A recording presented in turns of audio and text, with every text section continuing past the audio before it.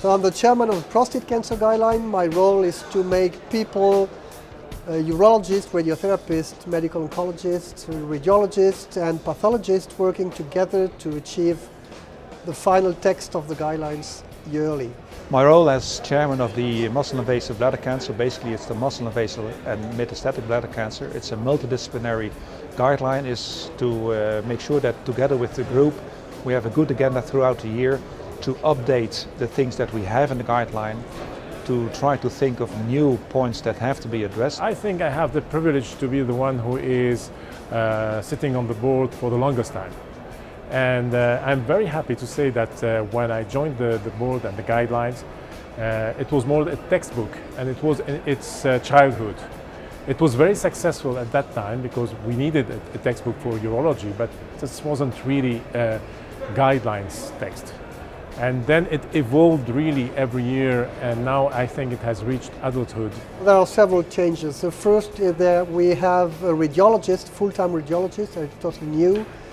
And that's a major advantage because of the place of imaging, especially MRI, where we wanted to have evidence-based text regarding what we can expect from MRI, and that's totally new in the 2015 guideline text.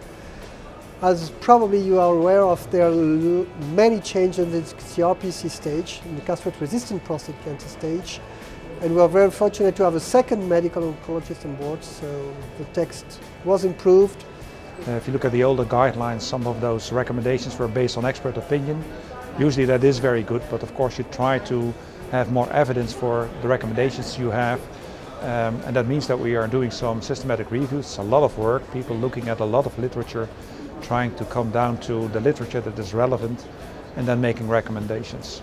Well, the guidelines are major, for sure. They're endorsed by most European urological societies, that's true.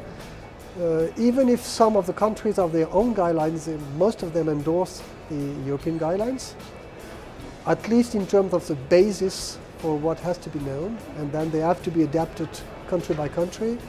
Outside Europe, they're also very well received. For example, I've been in China several times, and Chinese people always refer to the EAU guidelines. Giving a lot of lectures around the world, I know that the European guidelines are valued very high. I know that in several European countries the European guidelines are used as a basis for translation. One of the other things that we've been doing now the last year is setting up a Twitter account to see how much the impact of the guidelines is in the public domain. So we're trying to measure the impact of the guidelines as much as possible, and we're trying to succeed about that. So that's going very well. We have a plan for the next 2 or 3 years, mainly based on systematic reviews, very structured systematic review. The first one is already finished, and there should be a full publication in some months from now regarding the role of salvage ADT after local treatment failure.